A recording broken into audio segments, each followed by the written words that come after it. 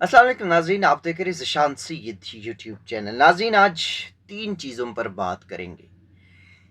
पहली नंबर पे बात करेंगे कि इमरान खान से कौन कब मुलाकात कर सकते हैं, और ये कप्तान की ही मर्ज़ी होगी कि किससे मिलना है, किससे नहीं। दूसरी जानिब बात करेंगे कि 9 मई से लेके अब तक फ़ौजी अदालतों के मुख्तलिफ फ़ैसले सुप्रीम कोर्ट से आए। सुप्रीम कोर्ट समाअत मुकर्रर नहीं कर रही, बट फैसले में कहीं ना कहीं इजाफी नोट, कहीं ना कहीं तरमीम करके एक रिटन ऑर्डर शीट जारी कर दी है। आज क्या जारी किया उस पर बात करेंगे। और तीसरी जानिब बड़ी ही इंपॉर्टेंट बात, स्कूलों के सिलेबस में कुरानी तालीमात लाजमी करार, इस्लामाबाद हाई कोर्ट का बड़ा फैसला, इस पे बात करेंगे। सबसे पहले बात करते हैं कि इमरान खान किस से मिलेंगे, कब मिलेंगे, कैसे मिलेंगे। इस्लामाबाद हाई कोर्ट के हुक्म पर इमरान खान और सपरडेंट अडियाला जेल दोनों में एसओपी तय हो गए, और इमरान खान ने 3 बंदों को अपना फोकल पर्सन मुकर्रर किए, जिसमें शेर अफजल मरवत, बैरिस्टर गौहर और बैरिस्टर उमैर नियाजी। ये 3 लोग हैं जो इमरान खान के स्पोक्स पर्सन होंगे, फोकल पर्सन होंगे। ये तीनों बंदे दो दो नाम रिकमेंड करेंगे और उनको इजाज़त होगी।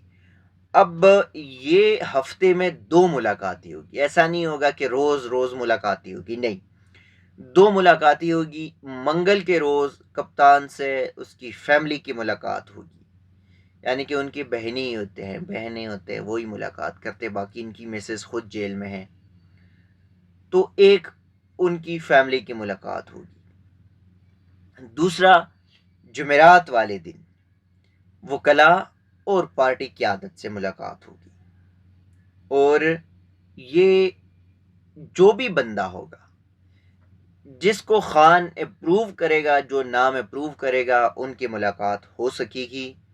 और ये 3 बंदे नाम देंगे, इमरान की मशावरत होगी, मर्जी होगी तो वो मुलाकात कर सकेंगे, अदरवाइज मुलाकात नहीं होगी। और यानी कि अब रिसेंटली ये एक 26 मार्च को 10 और 28 मार्च को जो है वो 18 अफराद ने बानी पीटीआई से मुलाकात की, यानी कि 2 दिनों में, एक 26 मार्च और एक 28 मार्च में, ये 18 अफराद की मुलाकात हुई है। और ये जो रिपोर्ट्स है ये इस्लामाबाद हाई कोर्ट में जमा कराई गई है। दूसरी जानिब 9 मई के वाक़ये के बाद पाकिस्तान तहरीक इंसाफ के कारकुनान को गिरफ्तार किया गया, उनके ऊपर दहशत गर्दी के मुकदमे दर्ज कराए गए, आर्मी तनसीबात को आग जलाने, तोड़ फोड़ के मुख्तलिफ मुकदमात थे उन पर लगाए गए। अब एक दफ़ा मिलिट्री कोर्ट्स के लिए उन्होंने कानून साजी की, सुप्रीम कोर्ट का 5 रुकनी बेंच बना, और उस 5 रुकनी बेंच ने मिलिट्री कोर्ट्स में सिविलियन का ट्रायल करना गैर कानूनी करार दिया। उस फैसले को चैलेंज किया गया, और काजी फाइज ईसा ने अपने मोहतरम दोस्त रिटायर्ड जस्टिस सरदार तारिक मसूद की सरबराही में 6 रुकनी बेंच बनाया। 6 रुकनी बेंच में से एक रुकनी बेंच यानी कि जस्टिस मुसरत हिलाली ने इख्तिलाफ किया, बाकी 5 जजेस उन्होंने एस्टेब्लिशमेंट के हक में फैसला दिया, यानी कि 5 रुकनी बेंच ने 5 रुकनी बेंच का फैसला मुअत्तल किया। ये पहली बार आपको जो है वो सुनाई दे रहा होगा। हमेशा होता यह है कि अगर किसी बेंच का फैसला मुअत्तल करना हो, सेटिसाइड करना हो, तो वो उससे बड़ा बेंच करता है। अब 6 रुकनी बेंच है, 6 में से एक जो है वो इख्तिलाफ करता है, 5 रुकनी है तो 5 का 5 से बस पाकिस्तान में चलता है। तो आज सुप्रीम कोर्ट ने एक और तहरीरी हुक्मनामा जारी कर दिया है, उसमें कहा गया है कि सुप्रीम कोर्ट ने फौजी अदालतों को फैसला सुनाने से रोकने के 13 दिसंबर के हुक्म में तरमीम कर दी है।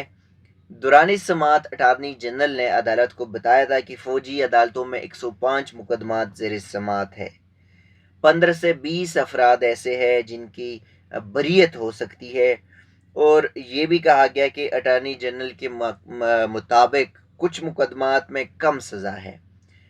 تو اٹارنی جنرل نے جب بتایا کہ سزا کی صورت میں ملزمان زیر حراست رہنے کو بھی شامل کیا جائے گا اور اٹارنی جنرل کی استدعا کہ کم سزا یا بریت والے کی سزا کے فیصلہ سنانے کی اجازت دی جائے.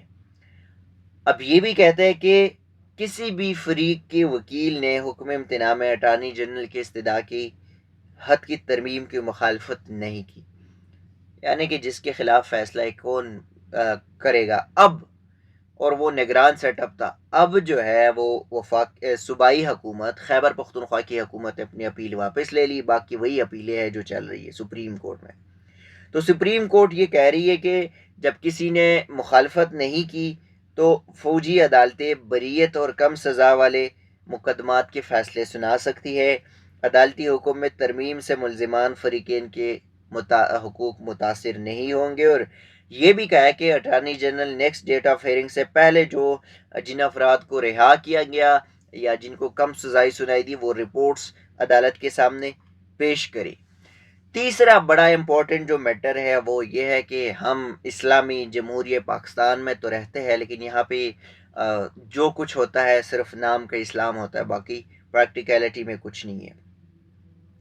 اسلام آباد ہائی کورٹ میں division bench justice Mohsin Akhtar Kayani اور جسٹس سردار اعجاز اسحاق خان نے ایک درخواست گزار کی اپیل پر یہ فیصلہ کر لیا ہے کہ اب جو کورسز ہے اس میں قرآن یا اسلامی تعلیمات جو ہے وہ لازمی ہوں گی، اور ساتھ ہی پرائیویٹ ریگولیٹ ایجوکیشن انسٹیٹیوشنز ہے ان کی جو اتھارٹی ہے ان کو بھی عدالت نے عدالتی فیصلے پر عمل درآمد کے لیے کہہ دیا ہے. وزارت تعلیم کے ڈپٹی ڈائریکٹر لیگل جو پیش ہوئے تھے ان کے جانب سے کچھ والیومز بھی پیش کیے گئے اور اس میں اردو کورسز انگریزی سندھی زبان کے لیے چھاپے گئے تھے. تو عدالت نے یہ بھی کہا ہے کہ گریڈ 1 سے گریڈ 5 تک قرآن پاک کی تعلیم، جبکہ گریڈ 6 سے 12 تک قرآن پاک کا ترجمہ سلیبس میں شامل کیا جائے.